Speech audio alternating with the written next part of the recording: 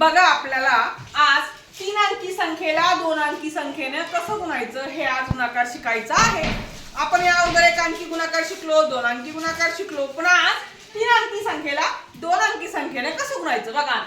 आता 4 त्रिक 12, हातचा आला 1, 4 7 28, हातचा आलेला 1 29, मग 29 मधले 9 इथून यायचे आणि हातचे 2 वरती यायचे।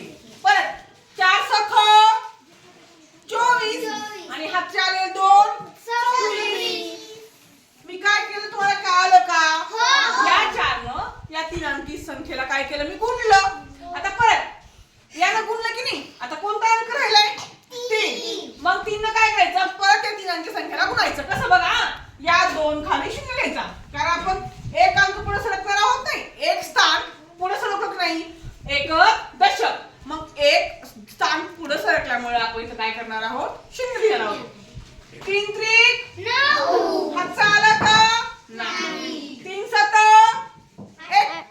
21, आता 21 मधले 1 खाली घ्यायचे आणि हातचा 2, परत 3 सख 18 आणि 18 मध्ये 2 काय मिळायचे, हातचा 18 2 20।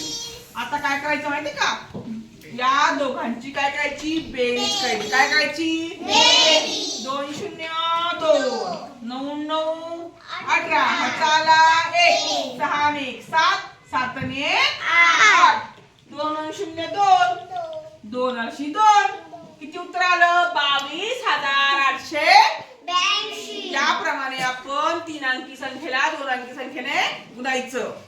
समजलं सगळ्यांना?